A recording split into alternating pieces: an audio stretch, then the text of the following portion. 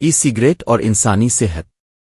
آج ہم جس چیز کو جدید فیشن اسٹائل سمجھتے ہیں وہ در حقیقت موت کا ایک نیا روپ ہے۔ جی ہاں، ہم بات کر رہے ہیں ای سگریٹ یعنی الیکٹرانک سگریٹ کی۔ ای سگریٹ ایک بیٹری سے چلنے والا آلہ ہے جو نکوٹین، خوشبودار کیمیکلز اور دیگر زہریلے مواد کو بخارات کی صورت میں سانس کے ذریعے جسم میں داخل کرتا ہے۔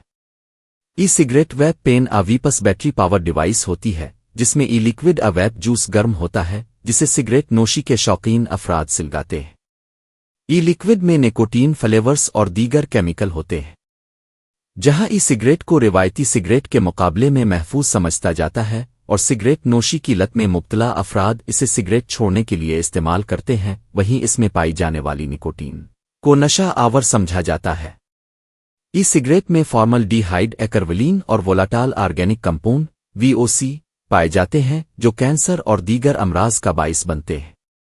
یہ سچ ہے کہ ای سگریٹ میں دھواں نہیں ہوتا، لیکن کیا صرف دھواں نہ ہونا اسے محفوظ بنا دیتا ہے؟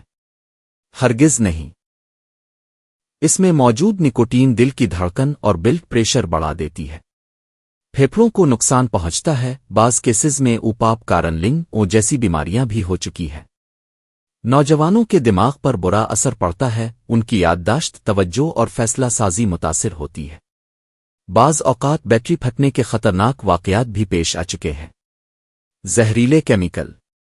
ای سگریٹ کے استعمال سے فارمل ڈی ہائیڈ ایکرولین اور ایسیٹل ڈی ہائیڈ جیسے کیمیکل ریلیز ہوتے ہیں جن سے کینسر کی بیماری پیدا ہو سکتی ہے اور صحت کے دیگر سنگین مسائل جنم لیتے ہیں۔ انفیکشن کا خطرہ بڑھتا ہے۔ ویپنگ سے قوت مدافعت کمزور ہوتی ہے اور نمونیا اور برونکائٹس جیسے سانس کے انفیکشن کا خطرہ بڑھ سکتا ہے۔ الرجی۔ ای سگریٹ پینے والے افراد کو الرجی کے مسائل کا بھی سامنا کرنا پڑ سکتا ہے۔ ویپنگ کرنے والے افراد کو جلد پر رشس، خارش اور سانس کی الرجی ہو سکتی ہے۔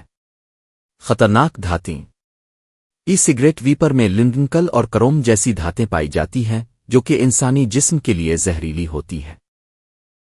یہاں خیال رہے کہ روایتی سگریٹ کی طرح ای سگریٹ سے نکلنے والا دھواں سگریٹ پینے والے شخص کے ارد گرد موجود افراد کے لیے بھی سنگین ہوتا ہے۔